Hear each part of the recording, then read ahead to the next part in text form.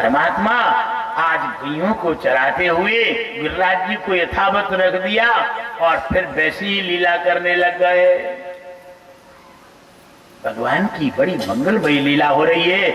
इंद्र ने क्षमा मांगी है, भगवान ने इंद्र के अहंकार को चूर चूर कर दिया। भगवान किसी के अहंकार को रखते नहीं। गिरिराज जी की पूजन करा के पर्वतों की सुरक्षा का उत्तरदायित्व मानवों को सौंपा है।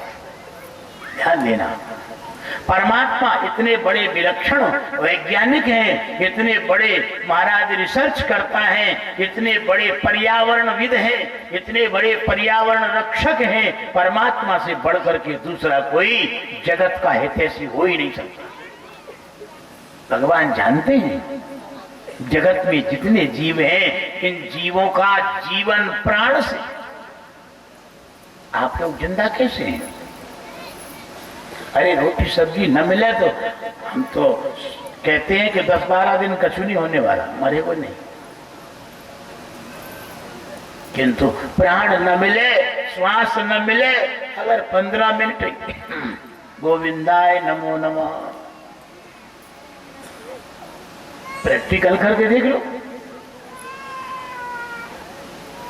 मानव जीवन की नहीं, ब्रह्मांड के अंदर जितने जीवात्मा जी रहे हैं, समस्त जीवात्माओं के लिए प्राण बहुत आवश्यक है। प्राण का भोजन पहला भोजन है महाराज। भगवान ने सोचा जगत के जीवों का रक्षण बिना प्राण के संभव नहीं। प्राणों की उत्पत्ति कहां से होगी? ये ऑक्सीजन कहां से आएगा जो हमारे 10 प्राणों का पोषक है?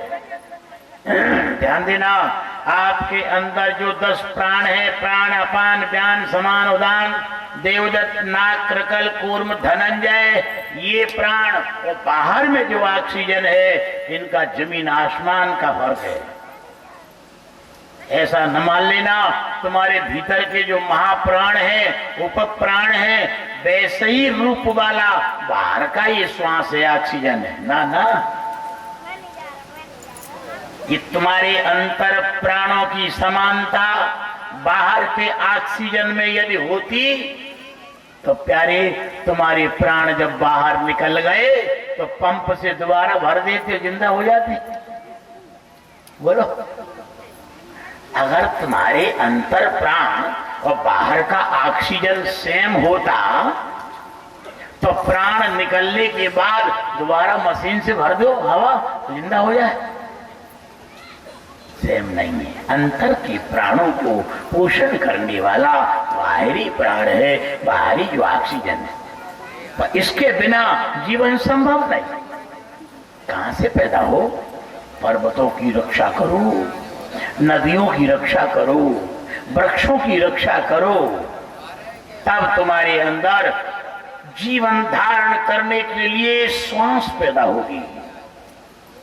आप भूख को मिटाने के लिए हजारों एकड़ों में गल्ला बो के अन्न पैदा कर लेते हो। ध्यान देना, प्यास मिटाने के लिए बड़ी बड़ी बोरिंग करके घर में पानी की फिटिंग करवा लेते हो, किंतु जो तुम्हारे जीवन का मूल आधार है, जिसके बिना तुम 10 मिनट जिंदा नहीं रह सकते, उसको पैदा करने के लिए तुमने अपनी जिंदगी में क्या काम किया जरा बताओ, जिसके बिना तुम जिंदा नहीं रह सकते। अन्न पैदा किया है, पानी की व्यवस्था बनाई है, घर मकान की व्यवस्था बनाई है, कपड़े लत्तों की व्यवस्था बनाई है, किंतु जीवन जीने के लिए तुमने कभी प्राण की व्यवस्था के बारे में सोचा? कितने बड़े कृतज्ञ हो, कितने बड़े कृतज्ञ हो। अच्छा, एक बात आपसे हम पूछते हैं, तुम रोटी कितनी बार खाते हो? 2 बार। 2 बार खाते हो, कोई 3 बार खा लेता है।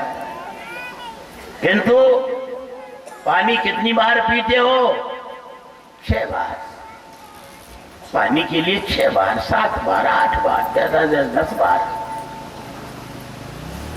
पानी तुम 10 बार पीते हो, रोटी तुम 2-3 बार खाते हो, और प्राण को कितनी बार खाते हो?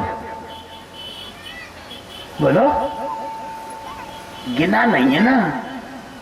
24 घंटे में प्रत्येक मानव शरीर में जीवन जीने वाली चेतना 21,600 बार तुम प्राण पीते हो। 21,600 बार तुमने प्राणों को लिया, श्वास को लिया, और उसके बदले में पर्यावरण को दूषित करने के लिए कार्बन को छोड़ दिया। बोलो, छोड़ा कि नहीं छोड़ा? अंदर से तुम्हारी जो श्वास निकलती है वो कार्बन है कि नहीं? उसको दोबारा नहीं ले सकते। अंदर से निकली हुई जो श्वास है उसको तुम एक जगह इकट्ठा कर लो, अगर 2-4 बार ही उसको तुम दोबारा लोगे, गोविंदाय नमो नमः, मौत के घाट उतर जाओगे। तुमने वायुमंडल को दूषित करने के लिए 21,600 बार बाहर कार्बन छोड़ा है, उतनी बार तुमने शुद्ध ऑक्सीजन लिया है। इसके लिए कभी कमाई की? सोचा? अब सोचो, कितनी खपत तुमने जिंदगी में ऑक्सीजन की है? जरा विचार करो। ऑपरेशन थिएटर में जब तुम्हारा ऑपरेशन होता है, तुम ऑक्सीजन के सिलेंडर खरीदते हो, बड़े बड़े हॉस्पिटलों में उस ऑक्सीजन के बिल को पेमेंट करते हो कि नहीं करते हो? इसके द्वारा तुम जिंदा रहे, वहां तुम बेहोशी हालत में ऑक्सीजन तुम्हारे अंदर लगाया गया, और तुम बाहरी जगत में जो फोकट में अपने आप मिलने वाले ऑक्सीजन को पैदा करने के लिए तुमने कभी नहीं सोची। सोचो, भगवान ने गोवर्धन धारण लीला के द्वारा मानव समाज को चेताया है, मानवो, अगर तुमने पर्यावरण की रक्षा नहीं की, अगर तुमने नदियों की रक्षा नहीं की, अगर तुमने झरने पहाड़ों की रक्षा नहीं की, तुमने पेड़ों की रक्षा नहीं की, तो तुम मौत के घाट उतर जाओगे। आज मनुष्यों का गल्ला पैदा हो न हो चलेगा, पानी की व्यवस्था हो न चलेगा, घर मकान बने न बने चलेगा, किंतु तुम्हारी सांसों की व्यवस्था तुमको प्रत्येक मानव को करने का उत्तरदायित्व है। सांसों की व्यवस्था करो।